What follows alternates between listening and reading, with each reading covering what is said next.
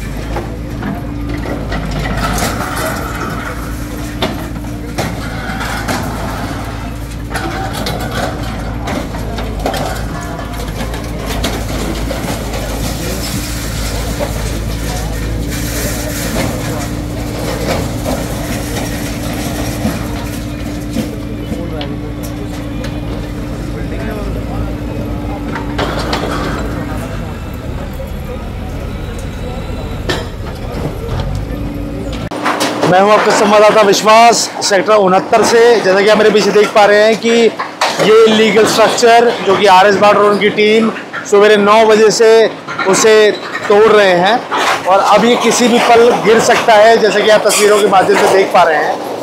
और 4 JCB मिलके इस स्ट्रक्चर को गिराने के लिए लगी हुई हैं। आज यहाँ पे मेरे पीछे आप देख सकते हैं कितना ज़्यादा पब्लिक और पुलिस का जमावड़ा लगा हुआ है इसको देखने के लिए। तो आगे देखते रहिए और हम आपको दिखाते हैं इसके बाद नोडल ऑफिसर RS बाट ने इसके बारे में क्या कहा है। सर, सेक्टर 69 में क्या मामला है, प्लीज बता सकते हैं? सेक्टर 69 में ये निगम की कार्रवाई है। निगम की कार्रवाई में मुझे ड्यूटी मजिस्ट्रेट लगाया गया। उस ड्यूटी मजिस्ट्रेट के मेन रोल ये है कि लॉ एंड ऑर्डर सिचुएशन बिगड़े ना और कोई भी जो कार्रवाई है उसको अंजाम तक पहुंचाए। उसके लिए आज मुझे लगाया और आज हम कार्रवाई उसकी पूरी करवा रहे हैं। किसकी बिल्डिंग है सर ये जिसको तोड़ा जा रहा है? किसी की भी हो, किसी ना किसी ओनर की होएगी जिसने अवैध कर रखा है। जो माफिया चलवाएगा, जो इलीगल कर रहा है वो माफिया है। और माफिया चाहे वो रेडी माफिया हो चाहे बिल्डिंग माफिया हो, illegal mafia. I don't know कि किसी की भी बिल्डिंग हो। अब मैं किसी का नाम लूंगा वो अपने आप में जी हीरो बन जाएगा, ना ना, आम बंदे की होगी किसी की। सर, देखा गया कि कुछ लोगों ने माहौल बिगाड़ने की भी कोशिश की, तो उसके बारे में क्या कर रहे हैं? देखिए जी, उसके बारे में सीधा और स्पष्ट कह रहा हूँ। अगर कोई ये कहेगा कि RS बाट ने किसी की सुपारी लेकर काम कर लिया, तो RS बाट माफिया थोड़ी है। कोई डॉन है क्या RS बाट? डॉनगिरी तो ये है जो 1.5 करोड़ रुपए की बिल्डिंग है बिना परमिशन के बना रहे हैं। डॉनगिरी तो इसको कहते हैं। RS बाट अगर सुपारी लेके ही काम करने वाला होता तो महकमे में क्यों होता? नोडल ऑफिसर क्यों कहलवाता? गवर्नर ऑफ हरियाणा ऑर्डर क्यों करते? हरियाणा सरकार में 10 साल 15 साल का एक्सपीरियंस क्यों होता? हम कोई डॉनगिरी नहीं कर रहे और जो डॉनगिरी दिखाएगा उसको हम कानूनी दावपेच के अकॉर्डिंग एक्शन लेंगे। आज तो अभी तो मैंने सिर्फ थाने बिठाया है उस बंदे को, और अगर फिर भी दोबारा कोई बोला FIR भी दर्ज होगी और काम में बाधा डालने की होगी और जिंदगी भर कोर्ट में चक्कर कटवाऊंगा।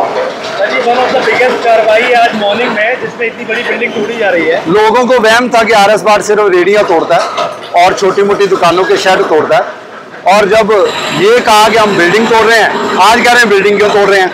तो मेरे ख्याल से तो RS बाट और उसकी टीम हेलीकॉप्टर ले ले और ऊपर ऊपर उड़ती रहे, नीचे जो मर्जी बनाओ, ये थोड़ी चलेगा। बिल्डिंगों पर कार्रवाई हो रही है तो क्यों हो रही है, क्यों का जवाब तो हम देंगे ना। हम लीगल कार्रवाई कर रहे हैं, एनफोर्समेंट टीम है, ड्यूटी मजिस्ट्रेट लग रखा हूँ। लॉ एंड ऑर्डर सिचुएशन तो मेंटेन करनी है भाई। मैंने 1500 बिल्डिंग हमारी टीम ने पहले भी तोड़ रखी है। अब थोड़ा सा बीच में गैप आ गया, हम रोड ग्रीन बेल्ट देख रहे हैं, अब वो वहम दूर हो जाएगा आज।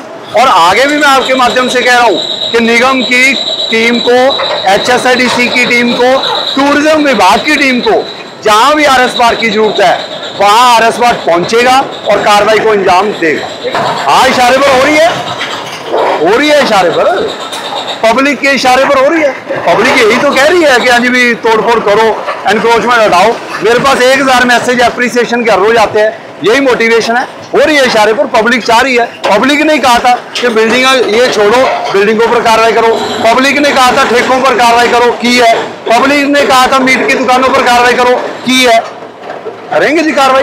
जोन 1 में और भी इस तरह से अवैध बिल्डिंगे हैं ऐसे बताई। देखिए जी, मैं कह रहा हूँ अभी आने वाले समय में, मैंने ये भी कहा है कि टूरिज्म विभाग की जमीन भी है, 250 मकान बन रखे हैं, वहाँ सारा देह व्यापार हो रहा है, चरस बिक रही है, गांजा बिक रहा है। तोड़ेंगे, बिल्कुल तोड़ेंगे जी, 100% टूटेंगे बिल्डिंग। ये भी कहा जा रहा है कि बीजेपी सरकार है वो कांग्रेस के नेता है, इसलिए कार्रवाई की गई है।